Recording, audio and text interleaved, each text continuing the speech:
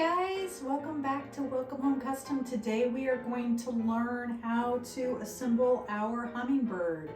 Let's get started.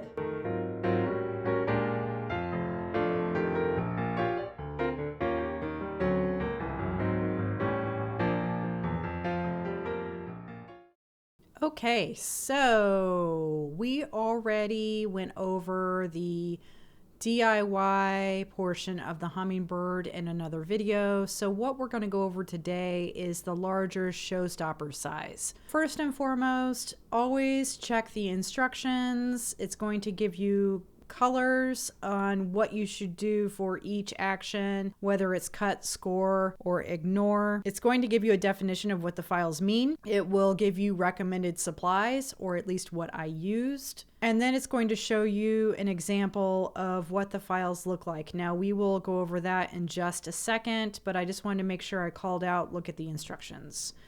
The other thing to mention is you always want to open your color planner. It's going to show you where all of your numbers go, along with it showing where the different colors are planned. That way, if you wanted to change up your colors, you could very easily. First and foremost, we have two different files. We have a shared line file and we have a separated master file. Shared line file, let me go ahead and open it. This is for someone that has a huge laser. They don't care about kerf and they just want to get in and cut.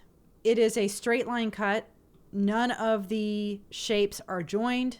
That way, all of the lines will only cut once. One thing you could do with this file is you could change the color of the outline to a different color and change everything inside to black lines, and you could score all of this and cut the outside, and you can actually use this as a backer for a 24 by 24 inch. But that's only if you have a laser that big. So don't worry, you don't have to do it that way. I'm just showing it that way. It is a little bit easier, but it's not necessary. So we can go ahead and delete this off. Let's look at the separated master. The purpose of this file is for someone that wants to resize and add their own kerf. I'm going to move my 1 inch square out of the way, or I can just delete it because I checked it. So I could resize this if I wish, make it bigger, make it smaller. And then I am going to take my section and I can move it out, and you'll see that the number and all the score lines are still connected. And then I can rotate it or move it to wherever I want. Now this is a little bit more tedious and it is a little bit more complex because there are score lines.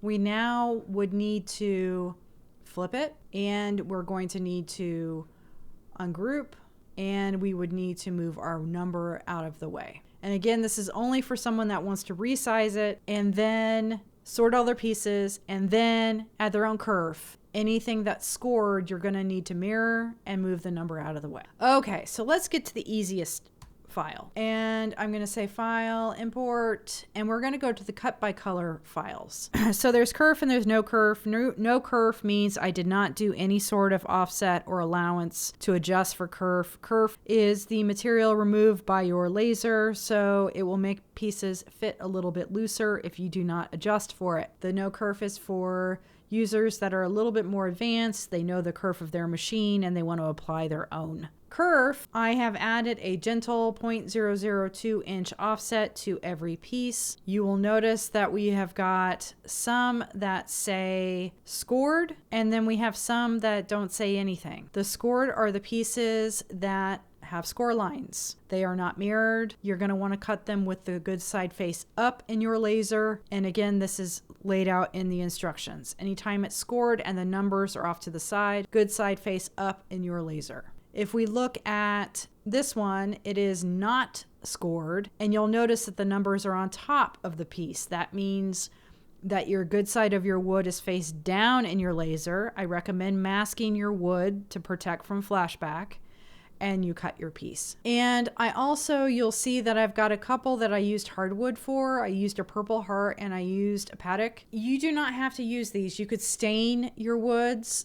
So if you wanted to still play with wood grain, but you didn't want to buy a bunch of different hardwoods, You could use maple and stain it a purple to get the purple heart, and then maybe you use an oak and stain it a red. And this way you're still playing with the variation of your wood grain, but you're not having to buy hardwoods. Let's go ahead and jump into assembly.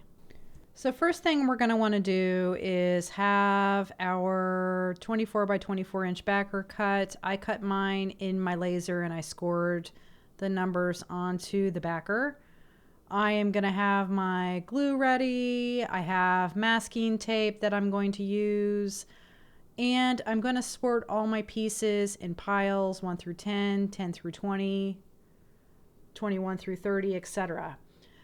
Now I'm going to lay out some scrap wood, and then I'm going to place my quilt template, square template, on top of this scrap wood. What this is doing is raising the template up so that it is level with the pieces. The template helps keep everything square and tidy and makes the taping, flipping, and gluing a little bit easier.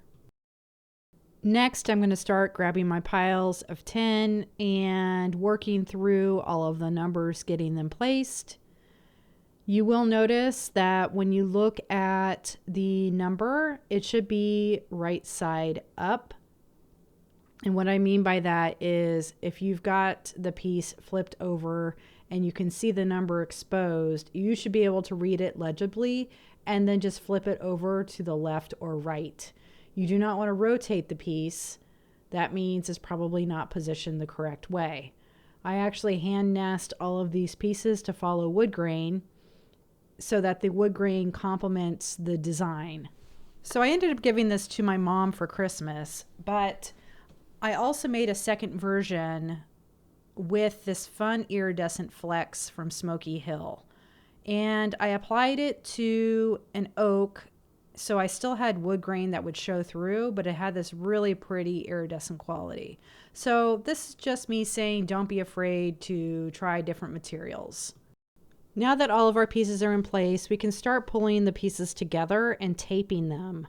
What we're trying to do is get rid of any gaps so that we can flip the entire piece over, tape it, and then flip it back. This just makes the whole process of gluing a little bit easier. I find that when I glue one at a time, things get out of hand and off kilter, and then I feel like, oh no, I've ruined my piece. Once we have everything taped together, we can go ahead and remove the template, the quilt template, and the supports that were holding the quilt template up. Now we're going to want to grab another piece of wood similar in size. I just use a 24 by 24 inch that I keep around just for this purpose. And we're going to flip the whole thing over and we are going to expose the back. So now I'm going to grab my glue. Again, I'm using Titebond 3 and I am going to just pour it right onto my backer. I am also using a silicone spreader that I can spread the glue out onto the backer. So I'm going to try to evenly distribute all of the glue. I don't want any of it to be pooling. I want it to have the ridges that are created by the spreader that I'm using. And I want to work fairly quickly because I don't want it to set up. Once I'm done with that, I can place this right onto the back of the Hummingbird, and I'm again going to sandwich it together and flip it over. And then I want to go through and check my sides with the backer and the Hummingbird. I'm feeling to make sure that there's nothing overlapping and that everything is lined up in its place. Now I'm going to grab that piece of scrap wood one more time and place it on top of the Hummingbird. And then I'm going to grab a bunch of my sandbags. They are just photographer sandbags that I ordered from Amazon. I filled a gallon sandwich bag or Ziploc bag with sand from Home Depot, and I put them into the bags, and then that's how I weigh down all of my projects. Now let's fast forward to letting it dry, letting it set up. I like to even set up overnight if I can. I'm going to go ahead and remove the bags and remove all of the tape. And then I can spot check to see if any glue may have seeped through. And if it did, I can use some sandpaper and just lightly sand those areas. Okay guys, that's it. Hopefully you found this tutorial helpful. Make sure to subscribe to the channel and check out more tutorials just like this. Thanks so much.